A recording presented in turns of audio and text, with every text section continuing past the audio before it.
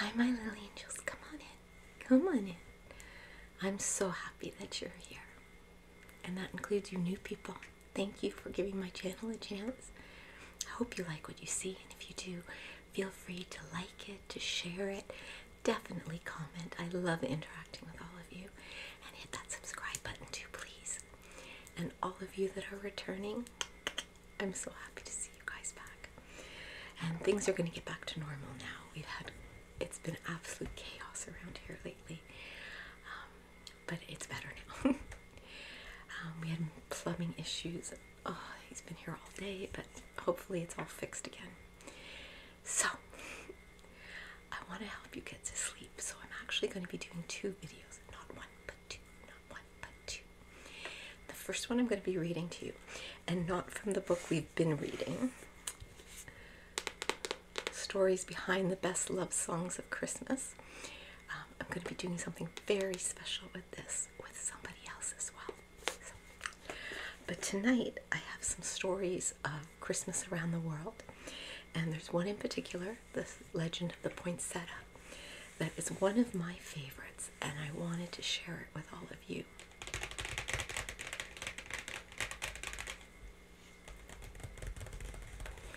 So, let's get you ready. If your hands are cold, it helps to rub them together. Like this. That's it. Okay, so let's get you started. And for you new people, we have a set routine of how we get ready. And the first thing is to pick where you want to be and get your lighting exactly how you want it. Dark, light, whatever. And when I read to you, I don't show the book or anything, so you can just close your eyes. You can wear a sleep mask if you want. You can just concentrate on my voice going on and drift off, okay? And the second video that I'm going to do is going to be a guided meditation, but this one is the read to you video. So, but it begins the same way, both of them. Get yourself ready, get your lighting the way you want it, and if you want candlelight, one rule Auntie Angel has: no lit candles, not when you're trying to sleep, okay? That's dangerous, and I care way too much about you guys. The battery operated ones like these, I got them at Amazon, but I've actually seen very similar at the dollar store. I don't know about you guys, but our dollar store is no longer just $1. Now it's more like $5 store, but anyways, I digress. And then get yourself comfy, whether you're in a bed or a chair or a couch or a chaise or sleeping bag on the floor or cushions, whatever. Be comfortable. Let your body relax. Give your body permission to relax and just kind of melt into whatever you're on. Okay? And then we're going to do our breathing. And my little angels that have been here before know all about it, but my new people, we are training our brains to help us relax when needed. And we use this when we want to relax, when we want to sleep, when we want to calm ourselves, when we want to try to hold anxiety or panic at bay, or when we just need a minute because it's chaos all around us. And I did this several times today, where you just take yourself off and do your breathing. So, sorry, the reason it's shaking, my leg was on it. I'm sorry about that. Okay, so what we're going to do, we're going to breathe in through our nose for a count of 4. And we're going to gently hold it. None of this puff cheek stuff, just a gentle hold for a count of 4. And then we're going to breathe out through pursed lips slowly for a count of 4. If you can. If you can only do 1 or 2, you do you, okay? I really want this to be something you do for you. You deserve it. You've earned it, okay? So let's do some together. Breathe in through the nose. 1, 2, 3, 4. Gently hold it. 1, 2, 3, 4. Slowly out. Very good. Excellent. Let's do another one, okay? Breathe in. 1, 2, 3, 4. Hold it. 1, 2, 3, 4. Breathe out.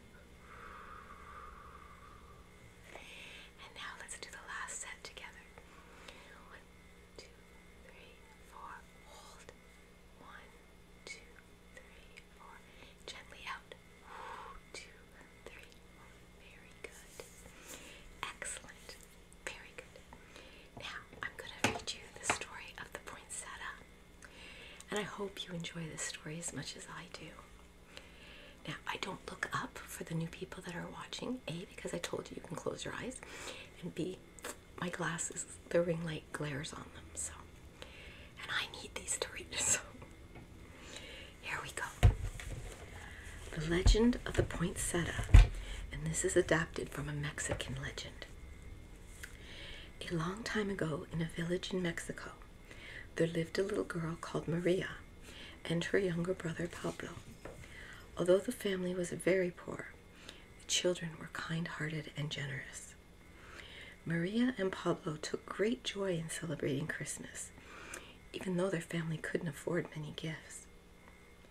They looked forward to the Christmas festival in the village all year long, and they especially loved the nativity display at their church. The local children liked to bring gifts to the manger for the baby Jesus. Maria and Pablo dearly wanted to bring a special gift like all the other children, but they had no money to buy one. On Christmas Eve, the Noche Buena, I apologize for my reading, Maria and Pablo walked slowly and sadly to the church. On the way, they looked for some wildflowers that they could bring, but all they found were weeds, and the children began to cry. Suddenly, an angel appeared in the darkness, and at first the children were afraid, but the angel spoke softly and told them not to cry. The angel told the children to pick the weeds and take them to the church, and then the angel was gone. Amazed, the two children picked the weeds, and they eagerly carried them to the church. They strode bravely into the village, while the other children laughed and teased them for bringing weeds as a gift. They ignored the taunts of the other children.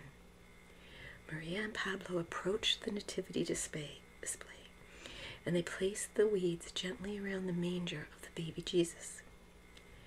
Miraculously, scarlet star-shaped flowers grew from the weeds. Overjoyed, Maria and Pablo realized that they had given the most beautiful gift of all. Today, those flowers are known as poinsettias.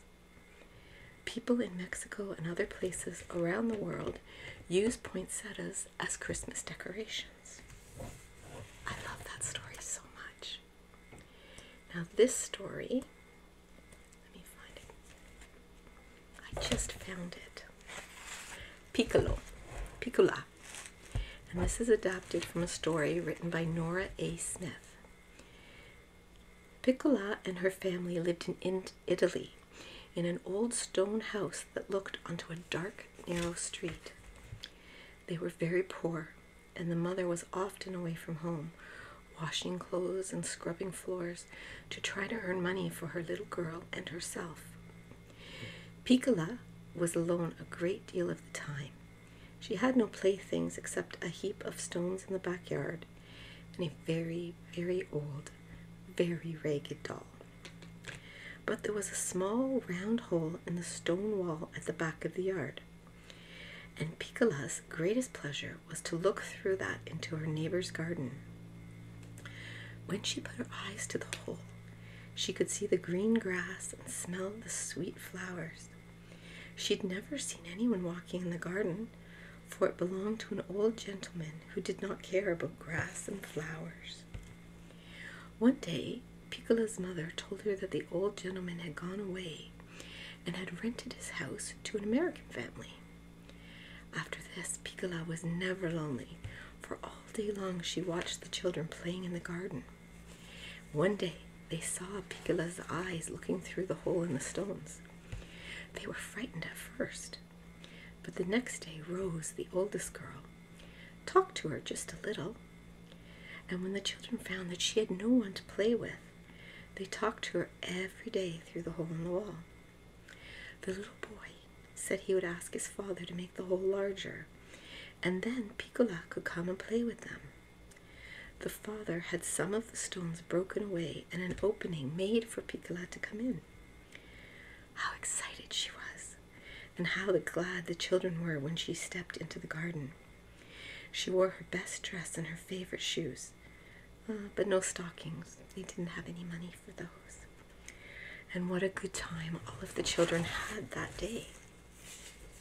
December came, and the little Americans began to talk about Christmas. One day they all asked her what she thought she would have for a Christmas present. "A Christmas present?" said Piccola. "Well, what is that?" The children were very surprised at this, and Rose said very gravely, "Dear Piccola, don't you know what Christmas is?" Well, yes, Piccola knew it was a happy day, but what was a Christmas present? Well, the children began to laugh and to answer her all together. There was such a clatter that they could only hear a few words, such as chimney, Santa Claus, stockings, reindeer, Christmas Eve, and toys. Piccola put her hands over her ears and said, "Oh, I can't understand you. Rose, you tell me." So Rose told her all about jolly Santa Claus with his red cheeks, white beard, and fur coat. She told about the reindeer and the sleigh full of toys. "And every Christmas Eve," said Rose, "he comes down the chimney and fills the stockings of all the good children. So Piccola, you hang up your stocking, and who knows what beautiful Christmas present you will find when the morning comes." Later, Piccola told her mother about Santa Claus, and her mother seemed to think that perhaps he did not know there was any little girl in their house. But Piccola felt very sure that Santa Claus would remember her, for her friends had promised to send a letter up the chimney to remind him. Christmas Eve came at last. Piccola's mother hurried home from her work. They had their supper, and soon it was bedtime. Time to get ready for Santa Claus. But Piccola remembered for the first time that the children had told her she must hang up her stockings. She had neither. Neither did her mother. How sad. Santa would come, and perhaps he'd be angry that there was nowhere to put the presents. The poor little girl stood by the fireplace, and the big, big tears began to run down her cheeks. Just then her mother called her. "Hurry, Piccola, come to bed." What should she do? But she stopped crying and tried to think, and in a moment she remembered her shoes. She ran off to get them, and she put one close to the chimney, telling herself, "Surely Santa Claus will know what it's there for. He'll know I don't have any stockings, so I gave him the shoe instead." And then she went happily off to bed. The sun had only just begun to shine next morning when Piccola awoke. With one jump, she was out on the floor and ran towards the chimney. The shoe was lying there where she left it, but you could never, ever guess what was in it. Piccola had not meant to wake her mother, but this surprise was more than any little girl could bear. She danced to the bed with the shoe in her hand and said, "Mother, Mother, look, see what Santa Claus has brought me." Her mother looked into the shoe. "Why, Piccola, a little chimney swallow nestling in your shoe? What a good Santa Claus to bring you a bird." "Dear Santa Claus," cried Piccola, and she kissed her mother and kissed the bird and kissed the shoe. She even blew kisses up the chimney. She was so very happy. When she took the bird out of the shoe, they found that he did not try to fly, only to hop about the room. As they looked closer, they could see one of his wings was hurt. Piccola's mother bound it up carefully. He took a drink of water from a cup and even ate some crumbs and seeds from Piccola's hand. She was a very proud little girl when she took her Christmas present to show her friends in the garden. Now they had many gifts: dolls and picture books and toys, piano, but not one of their playthings was alive like Piccola's bird. They were as pleased as she, and Rose hunted about the house until she found a large wicker cage. She gave the cage to Piccola, and the swallow seemed to make himself quite at home. Rose had saved a bag of candies for Piccola, and when she went home at last with the cage, her dear swallow safely inside of it, I am sure there was not another little girl as happy in all of Italy as she was. That's a good one. I like that one. How about, let's see, The Friendly Beasts. Nope, that's a song. And trust me, you guys don't want me to sing. Okay, let's find one. Christmas Around the World. I love these.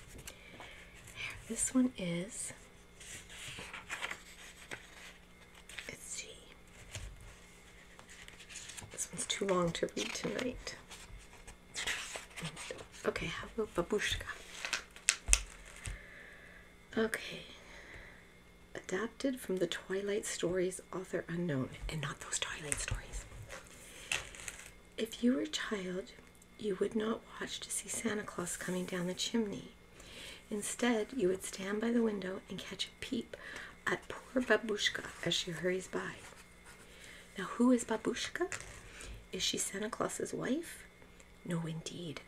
She is only a poor little crooked, wrinkled old woman who comes at Christmas time into everyone's home. She peeps into every cradle, drops a tear on the baby's white pillow, and goes away feeling very, very sorrowful. And not only at Christmas time, but also throughout the cold winter and in March, when the winds blow loud and whistle and howl and die away like a sigh. The Russian children hear the rustling steps of the Babushka. She is always in a hurry. One hears her running fast along the crowded streets and over the country fields. She seems to be out of breath and tired, but still she hurries on. She scarcely looks at the other children as they press their rosy face against the window pane and whisper to each other, "Will the Babushka visit us?" No, she will not stop. Only on Christmas Eve will she come upstairs to the nursery and give each little one a present. You must not think she leaves handsome gifts the way Santa Claus does. She does not bring bicycles or dolls. She does not come in a little sleigh with reindeers. She hobbles along on foot and leans on a crutch. She has her old apron filled with candy and small toys, and the children love her dearly. They watch to see her come, and when one hears a rustling, he cries, "The Babushka!" And then all the others look, but they must turn their heads away very quickly, or she will vanish. I don't know anyone who's seen her myself. Best of all, she loves little babies, and often when the tired mother sleeps, she bends over the cradles and looks very carefully. And what is she looking for? That you can't guess, not unless you know her sad story. Long, long ago, the Babushka, who was even an old woman then, was busy sweeping her little hut. She lived alone in the coldest corner of cold Russia, in a lonely place where 4 wide roads meet. These roads were white and snow, for it was wintertime. In the summertime, she had fields full of flowers and the air full of sunshine and singing birds. Babushka's home did not seem so very quiet, but in the winter, with only the snowflakes and the shy snowbirds and the wind for company, the little old woman felt very cheerless. But she was a busy old woman, and it was always and already twilight, but her home was only half swept. She felt she was in a great hurry to finish it before bedtime.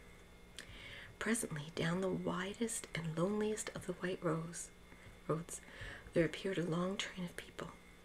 They were moving slowly, and as the procession came nearer, Babushka was frightened at the splendor. There were 3 kings with crowns upon their heads, their long cloaks protecting them from the freezing cold, and they rode camels with hooves and left strange marks in the snow.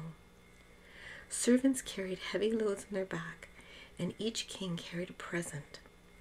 One carried a beautiful bowl, and in the fading light, Babushka could see in it a liquid gold, which she knew from its color that it must be myrrh.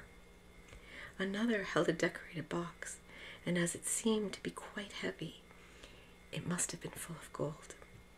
The third carried a vase, and from the rich perfume that filled that snowy air, one could guess that that vase was filled with frankincense. Babushka was terribly frightened, so she hid in her hut.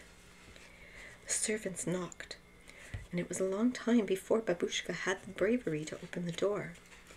They asked which road they should take to a faraway town.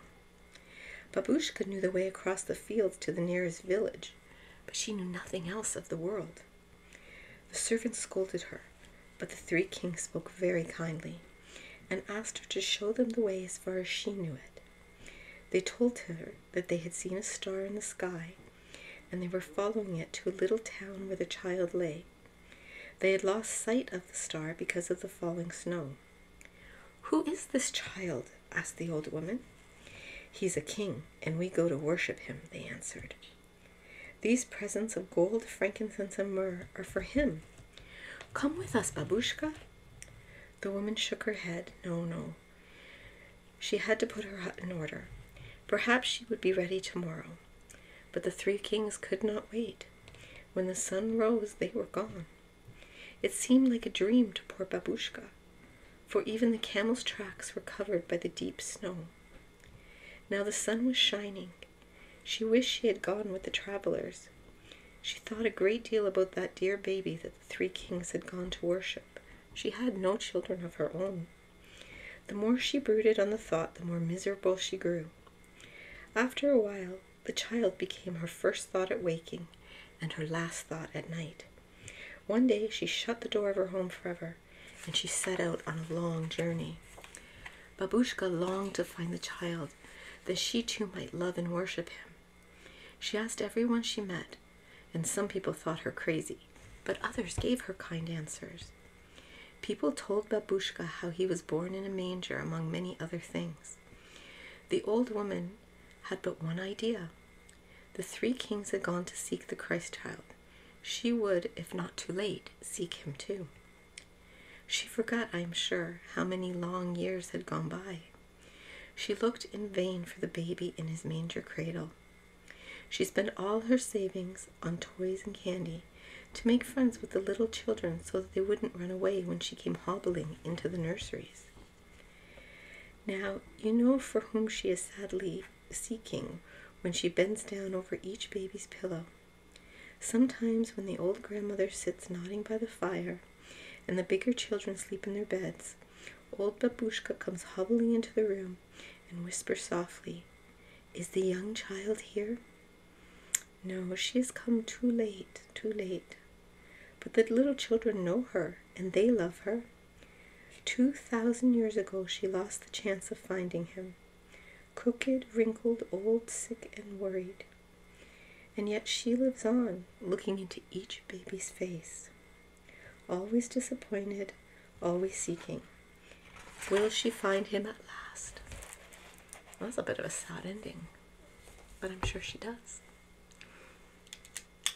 Now, my little angels, I want you to go to sleep. If you're not already, close your eyes, and I promise you the sweetest of dreams. And go to sleep knowing that I love you, I value you, I honor you, and I'm so very, very glad that you were born.